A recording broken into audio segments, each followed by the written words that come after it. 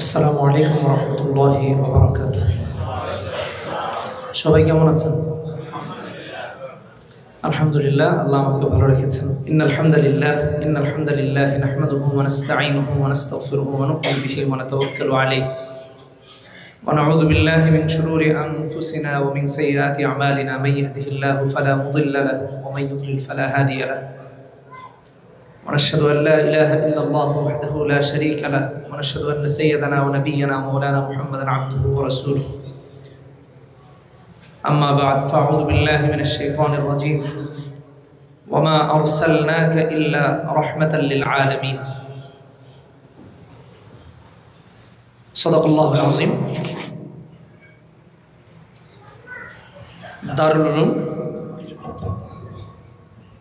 দারুল Uloom Michigan কর্তৃক আয়োজিত আজকের এই মাহফিলের সম্মানিত সভাপতি, সম্মানিত ওলামায়ে কেরাম, পিতৃতুল্য বাবারা, যুবক বন্ধুরা, পর্দার আড়ালের অবস্থানরত মায়েরা, বোনেরা, আমার ছোট্ট ছোট্ট ছাত্র বন্ধুরা, কৃতজ্ঞতা জ্ঞাপন করছি আল্লাহ সুবহানাহু ওয়া তাআলার দরবারে, যিনি আমাদেরকে ভালোবেসে এখানে আসার এবং বসার তৌফিক দিয়েছেন। এই জন্য বলি আলহামদুলিল্লাহ। আমাদের ছাত্ররা এখানে তিলাওয়াত করেছে, আর ছাত্রদের তিলাওয়াত আমরা শুনেছি নিচে। বিশ্বাস করুন, এই অনুভূতি বোঝানোর মতো না যে এখানে কি খিদমত হচ্ছে বা কারা এসেছে তিলাওয়াত করেছে। শায়েখ আহমদ বিন ইউসুফ ছিলেন এবং আমিও ছিলাম, শায়েখও ছিলেন। তা আমরা পরস্পর আলোচনা করতেছিলাম যে মাশাআল্লাহ, এক একজন আমাদের কত উজ্জ্বল ভবিষ্যৎ। বাচ্চারা, ছোট ছোট বাচ্চারা তিলাওয়াত করেছে। আপনারা এখানে দেখেছেন দুজন তিলাওয়াত করেছে, অসাধারণ ছিল। আলহামদুলিল্লাহ, আল্লাহ যেন তাদেরকে এবং আমাদেরকে কবুল করেন। সময় তো খুব অল্প, এই জন্য অল্প পরিসরে কিছু কথা বলব। একটা আয়াত তিলাওয়াত করেছি, সূরা আম্বিয়ার 107 নম্বর আয়াত। নবীজিকে আল্লাহ তাআলা রহমত করে পাঠিয়েছেন। নবীজি হলেন রহমত, নবীর আদর্শ রহমত। নবী যা মানতে বলেছেন এটা রহমত। এজন্য আমাদের মাঝে নবীজি রহমতি আদর্শ রেখে গিয়েছেন। নবীজির চরিত্রের বাইরে গেলেই বিপদ, দুনিয়াতেও বিপদ, আখিরাতেও বিপদ। একটু যদি আমাদেরকে একটু যদি ব্যাক দিকে নিয়ে যাওয়া যায়, মানে পেছনে, মুসলিম মিল্লাতের পিতা ইব্রাহিম আলাইহিস সালাম, সূরা হজে ৭৮ নম্বর আয়াতে আল্লাহ বলেছেন মিল্লাতে আবিকুম ইব্রাহিম। আমাদের দেশে তো পিতা নিয়ে অনেক মারামারি আছে, কিন্তু এই দেশে তো মারামারি টারামারি নেই, আছে? আচ্ছা, তাহলে মিল্লাতে আবিকুম ইব্রাহিম ওয়া সাম্মাকুমুল মুসলিমিন। ইব্রাহিম আলাইহিস সালাম দোয়া করেছেন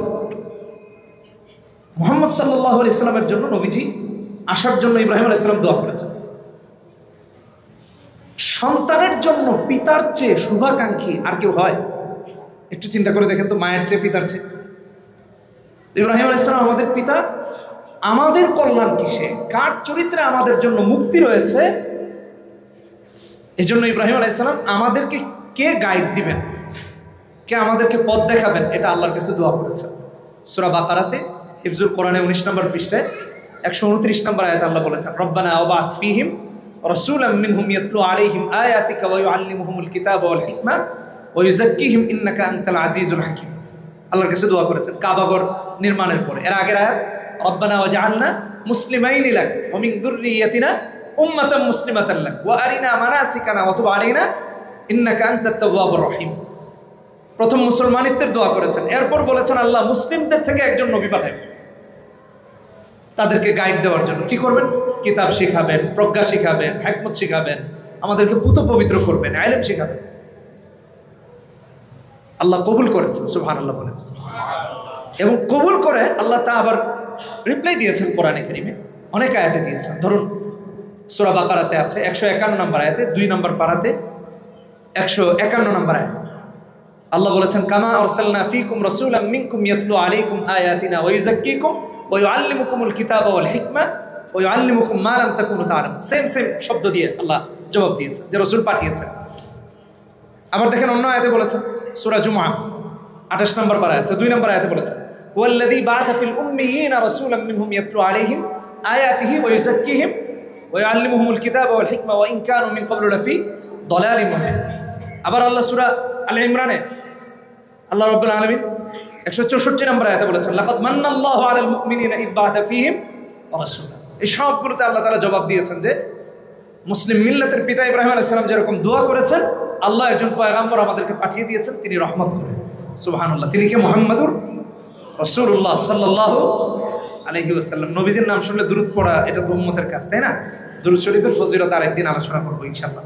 তাহলে মুহাম্মদ সাল্লাল্লাহু আলাইহি ওয়াসাল্লাম নবীজি এসেছেন। আজকের এই বাগানটা হলো নবীজির চরিত্র শেখার একটা বাগান। নিজের জিন্দগিটাকে রাসূলুল্লাহ সাল্লাল্লাহু আলাইহি ওয়াসাল্লামের চরিত্র দিয়ে সাজানোর একটা বাগান এই প্রতিষ্ঠানটা। এর বাহিরে কিছু না। আল্লাহ তাআলা মুহাম্মদ সাল্লাল্লাহু আলাইহি ওয়াসাল্লামকে পাঠিয়ে দিয়েছেন। নবীজি এসেছেন 571 খ্রিস্টাব্দে, মতান্তরে 70, 20 এপ্রিল, রবিউল আউয়াল মাস, 8, 9 অথবা 12ই রবিউল আউয়াল। কথাগুলো একটু ভালো করে বোঝার চেষ্টা করুন। 8, 9 অথবা 12ই রবিউল আউয়াল, 3টা তারিখ নবীজির জন্মের ব্যাপারে পাওয়া যায়। তবে ইতিহাস এবং ঐতিহাসিকগণ যা উল্লেখ করেছেন, আরবের ঐতিহাসিকগণ বলেছেন 12 থেকে 8 এবং 9 বেশি গ্রহণযোগ্য। আবার 8 আর 9 এর মাঝে কেউ বলেছেন 8, কেউ বলেছেন 9। ভালো করে বুঝবেন, 9 রবিউল আউয়াল নবীজি পৃথিবীতে আগমন করেছেন। একটু বোঝার চেষ্টা করি। নবীজি যখন মায়ের পেটে, বাবা ইন্তেকাল করেছে। আমরা আজকে তেলাওয়াত করেছি এই যে সূরা দুহাতে, ফাআম্মাল ইয়াতীমা ফালা তাকহার। মায়ের পেটে বাবা হারিয়েছেন, এতিম হয়ে গেছে। পৃথিবীতে আগমন করেছেন 6 বছরের মাথায়, অনলি 6 ইয়ার্স ওল্ড। মাও ইন্তেকাল করেছেন, মাও পৃথিবীতে নাই। একটু পরিস্থিতির একটু বোঝার চেষ্টা করেন তো। ধরেন আপনি একজন বাবা, আপনি মারা গেলেন, আপনার সন্তানটা এতিম হয়ে গেল, আপনার স্ত্রীও 6 বছরের মাথায় মারা গেল। এই বাচ্চারা নিয়ে আপনি কি ভাববেন? আমাদের নবীজির বাবা মারা গিয়েছেন মায়ের গর্ভে, আর মা মারা গিয়েছেন 6 বছর বয়সে, নিরেট এতিম হয়ে গেলেন। নবীজি সাল্লাল্লাহু আলাইহি ওয়াসাল্লাম তখন গার্ডিয়ান পেলেন দাদা আব্দুল মুত্তালিবকে, দাদাও মারা গেলেন, তখন গার্ডিয়ান হলেন চাচা আবু তালেব। ভালো করে একটু বোঝার চেষ্টা করি। গার্ডিয়ানকে আবু তালেব, তিনি কি নবীজির কি চাচা। দাদাও মারা গেলেন, চাচা হলেন অভিভাবক। আচ্ছা, এখানে তো অনেক ইতিহাস। 40 বছরের নবুয়ত পেয়েছে, নাজিল হয়েছে ইকরা বিসমি রাব্বিকাল্লাযী খালাক, খালাকাল ইনসানা মিন আলাক। আমি অল্প সময় অনেক কথা বলতে হবে। বাংলাদেশের মতো টেনে টেনে ওয়াজ করার এই দেশে না বক্তার সময় আছে না মানুষের সময় আছে, কারোই নেই। তাহলে ওহী নাজিল হয়েছে, নবীজি নবুয়ত পেয়েছেন, কালেমার দাওয়াত দেওয়া শুরু করেছেন। ইয়া আইয়ুহান নাস, ভালো করে বুঝেন, ইয়া আইয়ুহাল্লাযীনা আমানু বলেন না, এখানে ইয়া আইয়ুহান নাস বলেছেন। মানুষ মাত্রই পড়ো লা ইলাহা ইল্লাল্লাহ, তুফলিহুন, কামিয়াব হয়ে যাবে, সফল হয়ে যাবে, রহমতি চরিত্র পেয়ে পৃথিবীতে শান্ত সুন্দর জিন্দগি যাপন করবে, আখিরাতেও শান্তি পাবে।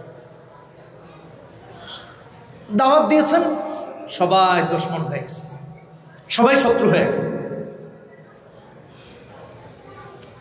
নবীজি সাল্লাল্লাহু আলাইহি ওয়াসাল্লামের দাওয়াত পাওয়ার পরে কেউ বলতেছে মুহাম্মদকে মারো, কেউ বলতেছে মক্কা থেকে বের করে দাও, কেউ বলতেছে জিহ্বা কেটে দাও, কেউ বলতেছে হাত পা ভেঙে দাও। কত বড় সাহস! লাতের বিরুদ্ধে দাঁড়িয়েছে, মানাতের বিরুদ্ধে দাঁড়িয়েছে, ওজ্জার বিরুদ্ধে দাঁড়িয়েছে, হবলের বিরুদ্ধে দাঁড়িয়েছে, আমাদের বহু প্রতিমার বিরুদ্ধে গিয়ে মুহাম্মদ সাল্লাল্লাহু আলাইহি ওয়াসাল্লাম একত্ববাদের কথা বলছে। আর এক আল্লাহ আবার কেমনে হয়? আমাদের তো দেবদেবী অনেকজন, সবাই নবীজির বিরুদ্ধে দাঁড়িয়ে গেল। এটা একটা মূল পয়েন্ট, একটু বুঝি। আবু তালেব যিনি নবীজির অভিভাবক, তিনি ইসলাম গ্রহণ করেন নাই, কিন্তু তিনি নবীজির পক্ষে, তিনি নবীজির পক্ষে। একটু আমাদের ইমানটাকে একটু এখানে যাচাই করি যে একজন কাফের আবু তালেব ইসলামের ইমানের যতটুকু সহযোগিতা করেছেন, আপনি আর আমি কি আসলে ইসলামের ততটুকু শুভাকাঙ্ক্ষী? এটা প্রশ্ন রয়ে গেল, একটু চিন্তা করেন। আবু তালেব ইসলাম গ্রহণ করেন নাই। বুখারী মুসলিমের হাদিস আসছে, 141 নম্বর হাদিসে এসেছে কিতাবুল ঈমানে। আমি এটা একটু পরে যাচ্ছি। নবীজি মন খারাপ করে ঘরে এসেছেন, কারণ অভিভাবক তো আবু তালেব। আমার কথা কি বুঝতে পারতেছেন আপনারা? না সিলেটি ভাষায় কইলে আরো ভালো হইব। কোনটা? হ্যাঁ, বুঝতে পারতেছেন তো? আচ্ছা, ঘরে আসছেন, কাঁদতে কাঁদতে। আবু তালেব বলতেছেন, ভাতিজা তুমি কাঁদতেছো কি হয়েছে? বলে, চাচা আমি লা ইলাহা ইল্লাল্লাহর কথা বলি দেখে ওরা কেউ বলে আমার মেরে ফেলবে, কেউ বলে মক্কা থেকে বের করে দিবে, কেউ বলতেছে হত্যা করবে, যেটা এখনো হয় না? আপনি দেখবেন কিয়ামত পর্যন্ত যারা হক্কানি আলেম ওলামা থাকবে তাদের উপর নির্যাতন হবে। এটা শুরু হয়েছে সব নবীদের আমল থেকে। যারাই বলেছেন লা ইলাহা ইল্লাল্লাহ, একত্ববাদের দাওয়াত দিয়েছেন, তাদের পিছনে মানুষ লেগেছে। আবু তালেব বললেন, আবু তালেবের বক্তব্য খুব সুন্দর ফুটে উঠেছে দালায়েলুন নবুওয়াতে, দালায়েলুন নবুওয়া লিল বায়হাকি, দ্বিতীয় খণ্ড 341 নম্বর পৃষ্ঠায়। আবু তালেব বললেন, ওয়াল্লাহি ওয়াল্লাহি লা ইয়াসিলু ইলাইকা বিজামইহিম হাত্তা ওয়াসাদা ফিত তুরাবি দাফিনা ওয়া দাউতানি ওয়া আলিমতু আন্নাকা নাসিহি ফালাকাদ সাদাকতা ওয়া কুনতা ফিনা আমিনা ওয়া আরাদতা দীনান قد عرفت بأنه من خير أديان البرية دين لولا الملامة أو حدار مسبة لوجدتني سمعا ذاك مبين। আবু তালেব আল্লাহর নামে কসম করে বলেছেন, মুহাম্মদ, আমি একটু বোঝার জন্য বলতেছি, কে তোমারে মারবে, কে তোমাকে মক্কা থেকে বের করবে, কে তোমাকে হত্যা করবে? আমি আবু তালেব আল্লাহর নামে কসম করে বলছি, যতদিন আমাকে মাটির নিচে দাফন না করা হবে ততদিন পর্যন্ত ওরা তুমি মুহাম্মাদের কাছেও আসতে পারবে। এমনকি সবাই মিলে আবু তালেব দাঁড়িয়ে গেছেন ঢাল হয়ে, আবু তালেব দাঁড়িয়ে গেছেন ঢাল হয়ে।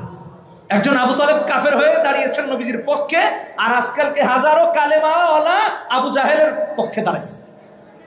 এটা হলো আমাদের অবস্থা। বলেছেন হাত্তা ওয়াসাদা ফিত তুরাবি দাফিনা, আমাকে আগে মাটির নিচে দাফন করা হবে, তারপর তোমার সাথে কি হবে না। আমি মাটির উপরে আছি আর তুমি মুহাম্মদকে কেউ কিছু বলবে, এটা হতেই পারে না। তিনি ছিলেন আবু তালেব, ঈমান আনার সৌভাগ্য অর্জন করতে পারেননি। মুসলিমে 141 নম্বর হাদিসে আসছে, নবীজি কালেমার দাওয়াত দিতে গেছেন, মনে অনেক বড় ব্যথা। যেই চাচা আমার জন্য ঢাল হয়ে কালেমার দাওয়াতের ব্যবস্থা করেছেন, ইসলামকে প্রসারিত করার প্রচার করার ব্যবস্থা করে দিয়েছেন, তিনি মারা যাবেন আর বেঈমান হয়ে নবীজি সহ্য করতে পারেন। গিয়েছেন কাফের বেঈমানরা, আবু তালেব তো লিডার, চারদিক ঘেরাও করে আসে। নবীজি যাবেন, তাকে যেতে দেয় না। কেন যেতে দেয় না? যদি শেষ বয়সে যদি নবীজি খালি কালেমাটা পড়ায় ফেলেন তাহলে তো মুসলমান হয়ে গেল, এজন্য যেতে দেয়। নবীজি কাঁদতেছে। এক পর্যায়ে ওদের যখন একটু দয়া হলো যে কাঁদতেছে মুহাম্মদ সাল্লাল্লাহু আলাইহি ওয়াসাল্লাম, আচ্ছা একটু যেতে দেওয়া হলো। নবীজি গিয়েছেন, গিয়ে কানে কানে বলতেছেন, ইয়া আম্মি কুল লা ইলাহা ইল্লাল্লাহ আশহাদু লাকা বিহা ইনদাল্লাহ।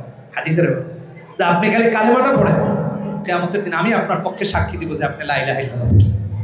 সুবহানাল্লাহ বললেন। আল্লাহু আকবার। নেতারা বলতে লাগলো, খবরদার আবু তালেব, মরার আগে বেঈমান হয়ে, ওদের ভাষায় তো এটাই বেঈমান, বাপদাদার ধর্মে কলঙ্ক লেপন করে মরো না, লাত মানাত উজ্জা হবলকে কলঙ্কিত করে মরো না। আবু তালেব ইসলাম গ্রহণ করেন নাই, বেঈমান হয়ে মারা গেছে। নবীজি কাঁদতে কাঁদতে বের হচ্ছেন। আল্লাহ দেখলেন তার হাবিব, তার দোস্ত কাঁদতেছেন। আল্লাহ সূরা কাসাসের 56 নম্বর আয়াত নাযিল করেছেন, ইন্নাকা লা তাহদি মান আহবাবতা ওয়ালাকিন্নাল্লাহা ইয়াহদি মান ইয়াশা ওয়া হুয়া আ'লামু বিল মুহতাদিন। আমার হাবিব, হেদায়েত তো আমার হাতে, আপনি যাকে মহব্বত করবেন তাকে হেদায়েত দিতে পারবেন। এই জন্য হেদায়েত কেউ দিতে পারবে না, সবাই কি পারবে? দাওয়াত দিতে পারবে। কি পারবে? দাওয়াত দিতে পারবে, সবাই আহ্বান করতে পারবে। স্বয়ং নবীকে আল্লাহ তাআলা হেদায়েতের মালিক বানান, আপনি আর আমি হবো করতে জন্য দাওয়াত দেব। এই যে প্রতিষ্ঠান তৈরি করা হচ্ছে, এখানে কাউকে যে নিশ্চিত হেদায়েত দেওয়া হবে তার, এটা একটা দাওয়াতের কেন্দ্রবিন্দু, এটা একটা কেন্দ্রবিন্দু, এটা একটা মার্কাজ। এখান থেকে মানুষের কাছে কোরআনের দাওয়াত পৌঁছানো হয়, দ্বীনের দাওয়াত পৌঁছানো হয়, হাদিসের দাওয়াত পৌঁছানো হয়। আল্লাহ আমাদেরকে বোঝার তৌফিক দান। এই নবীজিকে আল্লাহ তাআলা রহমতি চরিত্র দিয়ে পাঠিয়েছেন, আর বলেছেন ওয়ামা আরসালনাকা ইল্লা রাহমাতাল লিল আলামিন। নবীর চরিত্র কি ভাই? চরিত্র কি? রহমত। নবীর চরিত্র কি? রহমত। বলতে গেলে অনেক লম্বা হয়ে যায়, আমি কথা সংক্ষিপ্ত করতেছি। আসেন একটু উদাহরণ দিই। আল্লাহ কোরআনে একটা আয়াত নাজিল করেছেন, সূরা মুমিনুন 18 নম্বর পারার প্রথম পৃষ্ঠা থেকে সূরাটা শুরু হয়েছে। কদ আফলাহাল মুমিনুন, মুমিনদের নামে সূরাটার নামকরণ করা হয়েছে। 69 নম্বর আয়াত একটু খুলে দেখবেন কখনো কখনো। আল্লাহ বলছেন, আম লাম ইয়ারিফু রাসূলাহুম ফাহুম লাহু মুনকিরুন। আল্লাহ তো কোরআনে নবীজির পরিচয় দিয়েছেন, মুসলিমের হাদিসে আসছে, বুখারীর হাদিসে আসছে, মুসলিমের 6094 নম্বর হাদিসে আসছে, 6095 নম্বর হাদিসে আসছে, 6101 নম্বর হাদিসে আসছে। নবীজি উম্মতের ব্যাপারে পরিচয় করায়া দিয়েছেন, নবীদের ব্যাপারে তার শ্রেষ্ঠত্বের কথা তুলে ধরেছেন। নবীজি ওই ব্যক্তির উদাহরণ দিয়েছেন। নবীজি সাল্লাল্লাহু আলাইহি ওয়াসাল্লামের কিতাব আসছে, নবীজি বুঝাইতেছেন এই হাদিসগুলোতে তার কি অবস্থান এই উম্মতের কাছে, এই মানুষের কাছে, এগুলো নবীজি বুঝাইছেন। সমস্ত নবীদের কাছে তার শ্রেষ্ঠত্ব কি, কেমন কি, এই হাদিসগুলোতে নবীজি নিজে তার কথা বলতেছেন।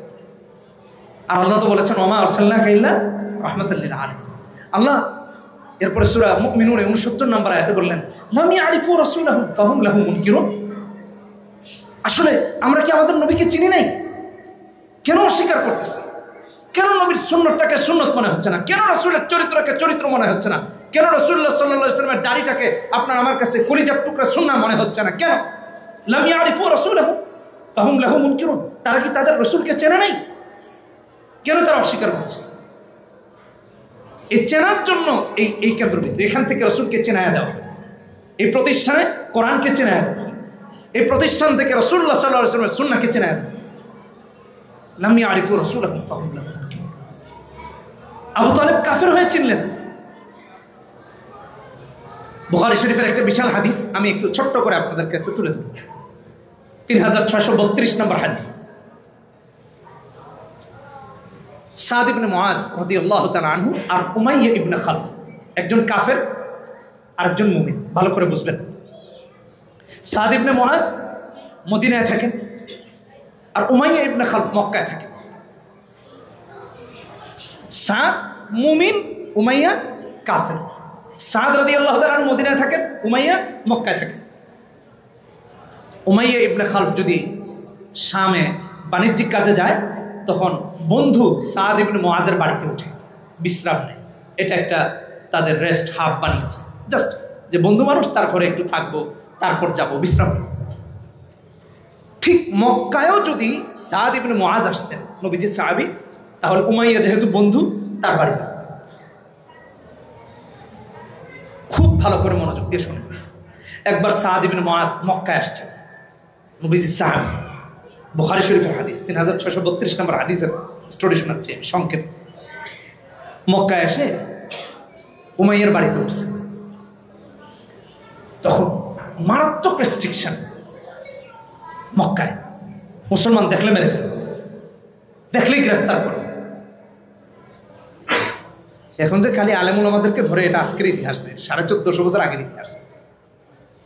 হকপন্থী যারা থাকবে তাদের উপর জুলুম হবে, এটা সারা পৃথিবীতে হবে এবং মুনাফিকরাও করবে, এটা দেখবেন সবসময়। সাদ ইবনে মুআজ উমাইয়া ইবনে খালফের বাড়িতে উঠেছেন, উঠে বলতেছেন বন্ধু আমি আল্লাহর ঘরের তাওয়াফ করতে চাই, আমার মনটা আর মানতেছে না যে আমি মক্কায় আর আল্লাহর ঘরের তাওয়াফ করব। উমাইয়া বলতেছে যে পরিস্থিতি তো ভালো না, তুমি যদি যাও তাহলে তো তোমাকে গ্রেফতার করবে, তোমাকে ধরে নিয়ে যাবে, গর্দান আলাদা করে দিবে, আবু জাহেল গর্দান আলাদা করে দিবে, উতবা শাইবা গর্দান আলাদা করে দিবে। বন্ধু মুমিন রাসূলুল্লাহ সাহাবী সাদ ইবনে মুআজের মনের অস্থিরতা দেখে কাফের উমাইয়া ইবনে খালফ বলতেছে তাহলে এক কাজ করো, সকালে তো মাথা ভরা থাকে, নেতারা থাকে, সন্ধ্যায় থাকে, এক কাজ করে দুপুর যখন হয়, রোদ যখন ঠিক মাথার উপরে থাকে, তখন মানুষ কম থাকে, নেতারা ঘরে থাকে, ছায়ায় থাকে, মাতাফে লোকজন কম থাকে, এক কাজ করো তুমি যখন ঠিক দুপুর হবে তখন তোমাকে আল্লাহর ঘরে তাওয়াফ করতে নিয়ে যাবে। সুবহানাল্লাহ, জীবন বাজি রেখে আল্লাহর ঘরে তাওয়াফ করতে যাবে, মাথাটা ঢেকে ঢুকে চাদর দিয়া, ঠিক কথা মতো ঠিক দুপুরবেলা সাদ ইবনে মুআজ আল্লাহর ঘরে তাওয়াফ করতে চেয়েছে। কিন্তু দেখা যেহেতু হবেই আবু জাহেলের সাথে, আল্লাহ অ্যারেঞ্জ করে রেখেছেন, তাহলে তো আর এটা থেকে বাঁচার উপায়। যাওয়ার সময় হঠাৎ করে আবু জাহেলের সাথে দেখে, আবু জাহেল দেখে বলতেছে আরে চেনা চেনা লাগে, এটা কে? আরে এটা সেই সাদ না, কালেমা গ্রহণ করেছে, যে রাসূলের সাহাবী হয়েছে, এটা সেই সাদ না? সাদ ইবনে মুআজ বলতেছে না। বলতেছে তুমি এখানে? আল্লাহর ঘরে তাওয়াফ করতে আসছে। কথা বুঝেন? আবু জাহেল ক্ষিপ্ত কণ্ঠে শাসাতে লাগলো, সাদ ইবনে মুআজ তো ফেলে দেওয়ার কেউ না, তারা তো আল্লাহ ছাড়া কাউকে ভয় পায়, এই জন্য আমিনু কামা আমানান নাস, ভয় করতে হবে একমাত্র কারে? আল্লাহ। সাহাবীদের মতো ঈমান আনলে তারা আল্লাহ ছাড়া আর কাউকে ভয় পায় না। সাদ ইবনে মুআজ আবু জাহেলের সামনে, মক্কা কাফেরদের লিডারের সামনে দাঁড়িয়ে, তার বন্ধু যার বাড়িতে তিনি উঠেছেন তারও লিডার, তার সামনে দাঁড়িয়ে বলতেছেন আবু জাহেল মুখ সামনে কথা বলে। কারণ ইসলামকে নিয়ে এসে কটাক্ষ করে কথা বলেছে, নবীজিকে ব্যঙ্গ করে কথা বলেছে। সাদ ইবনে মুআজ বলেছেন, খবরদার, সাবধানে কথা বলো, যদি ইসলাম নবীজিকে যদি কটাক্ষ করে কথা বলো, তোমাদের জন্য মদিনার পথ বন্ধ করে দিব বলে দিলাম। চুপ, সাবধান হয়ে যাও, ব্যবসা করতে যেতে পারবো। কাফের নেতার সামনে দাঁড়ায়, তার এলাকায়, তার জায়গায়, তার নেতৃত্বের এলাকায়, চিন্তা করেছেন কত বড় ধমকি দিয়েছেন। উমাইয়া তো লজ্জা পাইছে বন্ধু। উমাইয়া বলতেছে, স্যার তুমি আমাদের নেতার সামনে দাঁড়িয়ে আমাদের নেতার এত বড় ধমক দিলা, এই সাবধান, কথা তুমিও কম বলো, প্রয়োজনে তোমার সাথে সম্পর্ক ছিন্ন করো। আল্লাহু আকবার। মানে নিজের শেষ অবলম্বনটুকু যেই বন্ধুর বাড়িতে উঠেছেন তার সাথেও সম্পর্ক ছিন্ন করবে, কিন্তু রসুলের সাথে সম্পর্ক ছিন্ন করা যাবে না, রসুলের অপমান সহ্য করা যাবে না, ইসলামকে ছোট করা যাবে না। আর আমরা সামান্য টাকা পয়সা আর চা সিগারেট বিড়ির জন্য ইসলামকে শেষ করে দেই, কিন্তু নবীজিরে কি করি? পিছনে ফেলে দেই। ওইটা আপনার আমার কুফরকে গ্রহণ করতে হবে। নাউযুবিল্লাহ। সাদ ইবনে মুআজ যখন ধমক দিলেন, উমাইয়া ইবনে খালদ বলতেছে, তুমি সাবধানে কথা বলো, উনি আমাদের নেতা, তুমি জানো ইনি কে? ইনি আবু জাহেল। সাদ ইবনে মুআজ তো ধমক দিলেন, বন্ধুকে বলতেছেন, বন্ধু তুমিও সাবধানে কথা বলো, কারণ আমি নবীজিকে বলতে শুনেছি তিনি তোমাকে হত্যা করবেন। নেতাকে তো দিলেনই, এবার বন্ধুকে বললেন যে নবীজি তোমাকে হত্যা করবেন। বুখারীর হাদিসে আসছে, উমাইয়া ইবনে খালদ যখন এই কথা শুনেছে যে নবীজি এই কথা বলছেন, তার মানে এই কথা মিথ্যা, কারণ মুহাম্মদ কখনো মিথ্যা বলেন না, তার মানে আমার মৃত্যু অবধারিত, আমারে মারবেনি। বুখারীর হাদিসে আসছে, সঙ্গে সঙ্গে উমাইয়া কাফের হওয়া সত্ত্বেও বলতেছে, ওয়াল্লাহি মা ইয়াকদিবু মুহাম্মাদুন ইযা হাদ্দাসা। হে সাদ, তুমি যদি বলছো যে নবী বলছেন আমাকে মারবেন, তাহলে আমি আল্লাহর নামে কসম করে বলতেছি নবী মিথ্যা বলেন না। সুবহানাল্লাহ কইবেন না? একজন কাফেরের বিশ্বাস নবীর উপর, আর আমাদের বিশ্বাসটা কোথায় আছে একটু মিলায় না। নবী বলেছেন আমরা কেমন বিশ্বাস করি, আর একজন কাফের বলতেছে আল্লাহর কসম এটা মিথ্যা। উমাইয়া ইবনে খালদ বাড়িতে গিয়েছে। আমরা তো বাড়িতে গিয়ে সবার আগে বেগমের সাথে, স্ত্রীর সাথে কত কথা শেয়ার করি না, জানো রাস্তায় কি হয়েছে, অমুকরে ধরে নিয়ে গেছে, রাস্তায় কি হয়েছে, এটা সেটা। তো উমাইয়া গিয়ে বাড়িতে গিয়ে বলতেছে, বউ জানো কি হয়েছে? বলে কি হয়েছে?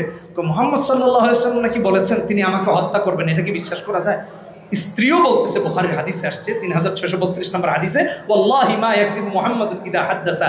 একজন কাফের স্ত্রী, উমাইয়া ইবনে খালফের স্ত্রী, যিনি ঈমান গ্রহণ করেন নাই, নবীজির ব্যাপারে তার আকীদা, তার বিশ্বাস, তার ঈমান, যে উমাইয়া যদি নবী বলে থাকেন তোমারে মারবেন, তাহলে আল্লাহর কসম তিনি মিথ্যা বলেন নাই, তোমারে মারবেন।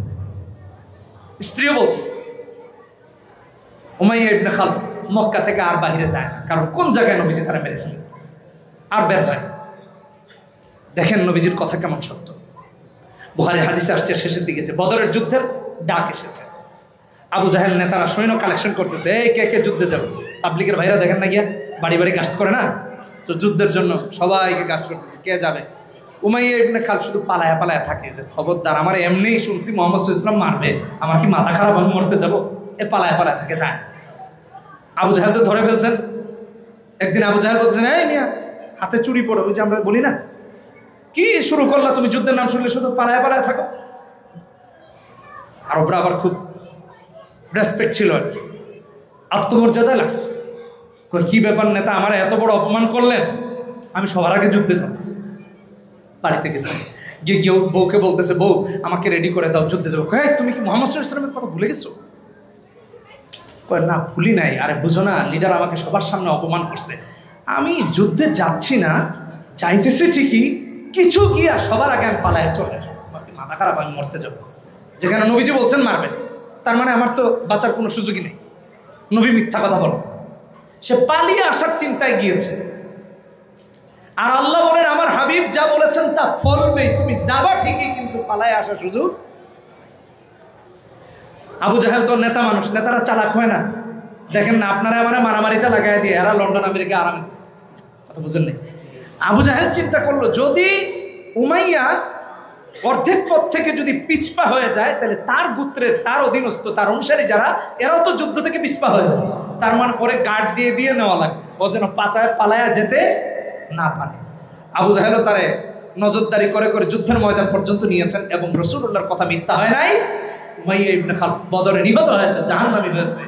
তার যে বিশ্বাস ওয়াল্লাহি মা ইয়াকদিবু মুহাম্মাদুন ইযা হাদাসা, তার স্ত্রী যে বলেছে ওয়াল্লাহি মা ইয়াকদিবু মুহাম্মাদুন ইযা হাদাসা, এক কথায় আমার রাসূল যা বলেন তা কখনো মিথ্যা হতে পারে না। এটা যদি কাফের ইয়াকিনান বিশ্বাস করতে পারে, আপনার আমার মুমিনের তো কথা এমন ছিল যে আমার নবী যা বলেছেন তামাম পৃথিবী উল্টালে উল্টে যাবে, রাসূলুল্লাহর কথা উল্টাতে পারে।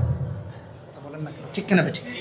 কিন্তু এই বিশ্বাসকে আমরা ইস্তেমাল করতে পেরেছি? একজন কাফের পেরেছে। এই বিশ্বাস আপনি আর আমি পারি নাই, আবু তালেব পেরেছেন। মুহাম্মদ সাল্লাল্লাহু আলাইহি ওয়াসাল্লামকে কাফের আলামিন উপাধি দিয়েছে, আপনি আর আমি সেটা কতটুকু পেরেছি? এই জন্য নবীজিকে ভালোবাসা, নবীর কথাকে বিশ্বাস করা, কোরআনকে বিশ্বাস করা, আল্লাহকে বিশ্বাস করা। আমি যদি এগুলো বলতে থাকি শেষ হবে। নিজের জীবনের সবটুকু দিয়ে রাসূল সাল্লাল্লাহু আলাইহি ওয়াসাল্লামকে ভালোবাসা, জান্নাত দিয়ে।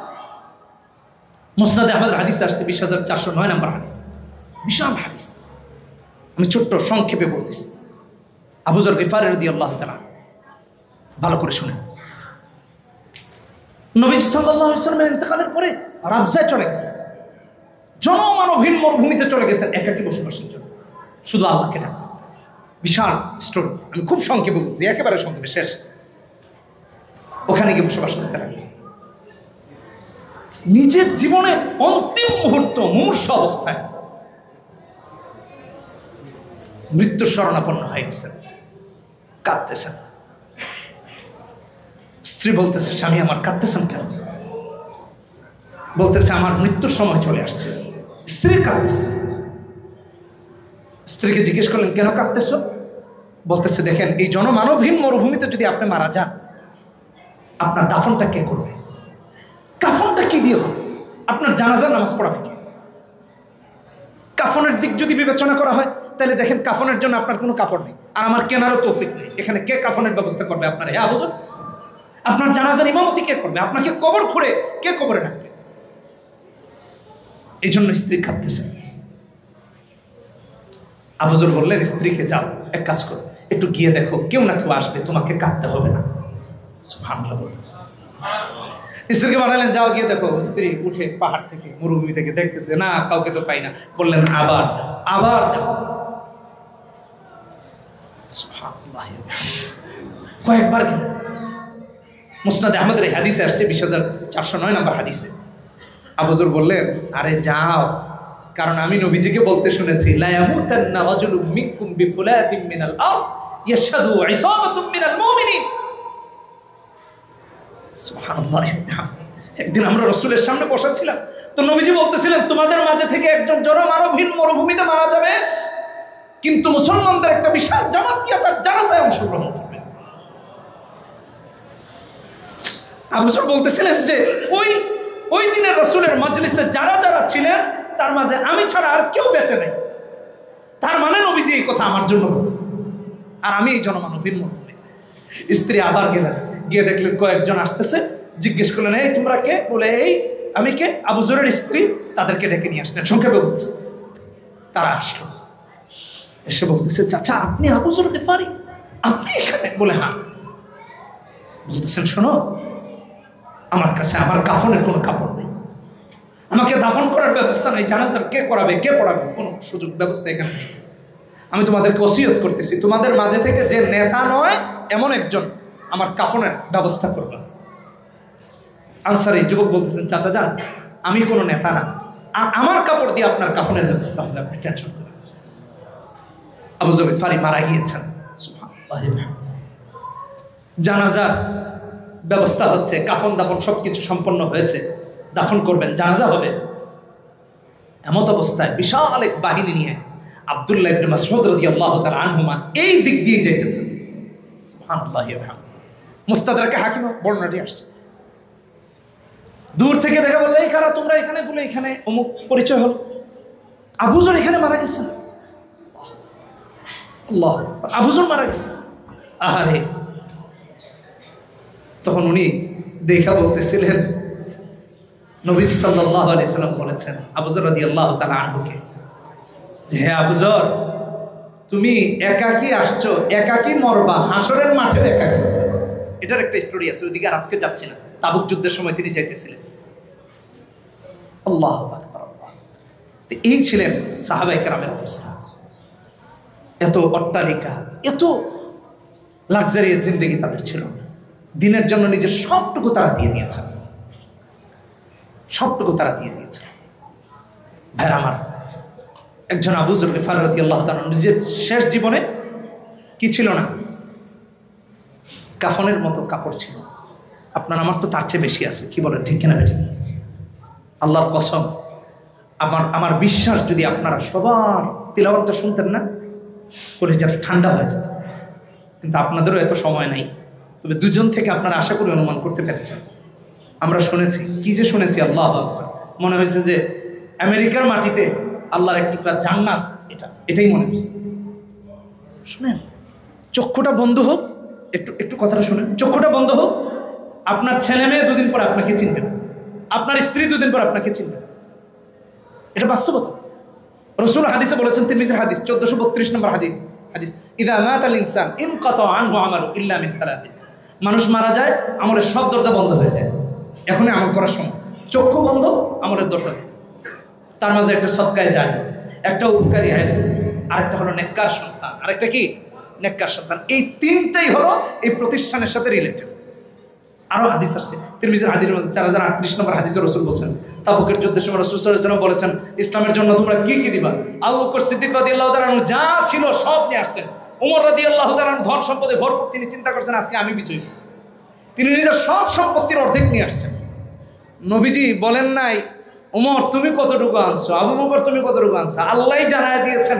নবীজি কি প্রশ্ন করবেন? নবীজি জিজ্ঞেস করলেন, আবু বকর তুমি কি এনেছো, কি রেখে আসছো? ওমর রাদিয়াল্লাহু তাআলাকে জিজ্ঞেস করলেন, কি রেখে আসছো? ওমর রাদিয়াল্লাহু তাআলা বলেন, অর্ধেক রেখে আসছি ইয়া রাসূলুল্লাহ, অভাব নাই, অসুবিধা নাই। আবু বকর সিদ্দিক রাদিয়াল্লাহু তাআলা বলেন, আল্লাহর রাসূলকে রেখে আসছি। সুবহানাল্লাহ, ঘরে কিছুই রাখি নাই, শুধু আপনাকে আর আল্লাহকে রেখে আসছি, আর সব নিয়ে আসছি। নিজের ঘরে সব সামান নিয়ে আসছেন। এজন্য ভাইরা আমার, চক্ষু বন্ধ হলে আর কোনো কিছু কোনো কাজে আসবে না। চক্ষুটা যতক্ষণ খোলা আছে, এই বিশ্বাস করেন, একটু নিজের জিন্দগিটার অতীতের দিকে তাকান তো। আপনার দাদা, আমি বেশি দূরে গেলাম, দাদার বাবাও গেলাম, আপনার দাদা গিয়ে দেখেন, আমরা এখানে অনেকজন আছি, দাদাকে মনে করে লাস্ট কবে একটু তিলাওয়াত করছেন বলেন তো, একটু চিন্তা করে। কয় প্রজন্মের আগে চিন্তা করেন। আচ্ছা, আপনার আমার দাদা লাস্ট কবে তার কবরটা জিয়ারত করছেন একটু চিন্তা করেন তো। আপনি চিন্তা করেন, আমি জাস্ট মনে করে দিচ্ছি, ভুলে গেছি, আমি ভুলে গেছি। আমার তো আল্লাহ হুজুর বানাইছেন, দাদা দাদি নানা নানি সবার জন্য দোয়া করি, আলহামদুলিল্লাহ, অসুবিধা নেই। কিন্তু আমি বাস্তবতা বলতেছি, দেখেন, দাদার কথা ভুলে গেছেন, দাদার কবরে যাওয়া ভুলে গেছেন, নানুর কথা ভুলে গেছেন, নানির কবরে যাওয়ার কথা ভুলে গেছেন। অনেকে তো বাবা যে মারা গেছে, বাবার কবর 20 বছরে জিয়ারত করেন নাই, এমন বহুজন আছে। বাবার জন্য 2 রাকাত নফল নামাজ পড়ে দোয়া করেছেন, এমন মানুষ খুঁজে পাওয়া মুশকিল। আপনি আমি চোখ বন্ধ হলে আপনার আমার সন্তান যে রব্বির হামহুমা কামা রব্বায়ানি সগীরা, এটা যে পড়ে দোয়া করবে, এরকম সন্তান রেখে যেতে পারছেন কিনা একটু চিন্তা করুন। এই সমস্ত কিছুর জন্য যদি আপনাকে আমাকে সহযোগী হতে হয়, উদ্যোগী হতে হয়, সেই জায়গায় যদি অংশগ্রহণ করতে হয়, নিজে পড়ব 1 নাম্বার, নিজের সন্তানকে দিন শেখাবো 2 নাম্বার, 3 নাম্বার, এই দুটা পারলে অথবা না পারলেও এখানে যে পড়তেছে আরেকটা সন্তানকে আলেম হওয়ার জন্য সাহায্যের হাত বাড়ায়। রাজি আছি না ইনশাআল্লাহ? হয়তো এটা উপকারী ইলমের সওয়াব পাবো, হয়তো এটা সদকায়ে জারিয়ার সওয়াবের মধ্যে আসবে, হয়তো বা এটা নেককার সন্তানের সওয়াবের মধ্যে আসবে ইনশাআল্লাহুল আজিজ। যতদিন বেঁচে থাকবো কোরআনের সাথে, দ্বীনের সাথে, সুন্নাহের সাথে থাকবো তো ইনশাআল্লাহ। এই দারুল উলুম মিশিগানের সাথে থাকবো তো ইনশাআল্লাহ। বিশ্বাস করুন, আমি হযরতকে বলতেছিলাম যে হযরত আয়েশা দেখা তো পুরা দিলটা জুড়ে একস, অনেক জায়গায় গিয়েছি, প্রায় আল্লাহ মনে হয় 60টা স্টেটে গিয়েছি এ পর্যন্ত। এত সুন্দর পরিবেশে মাদ্রাসা, এটা কমই দিচ্ছে, এত সুন্দর, হিজিগিজি না, পরিবেশ সুন্দর, সার্বিক দিক দিয়ে সুন্দর, এত সুন্দর মসজিদ। আলহামদুলিল্লাহ, আলহামদুলিল্লাহ। আল্লাহ রাব্বুল আলামিন এই পশ্চিমা অঞ্চলের মার্কাজ হিসাবে দারুল উলুমকে কবুল করুন ইনশাআল্লাহ। সবাই ভালো থাকবেন। সুবহানাল্লাহি ওয়া বিহামদিহি, সুবহানাল্লাহি ওয়া বিহামদিহি। আসসালামু আলাইকুম ওয়া রাহমাতুল্লাহ।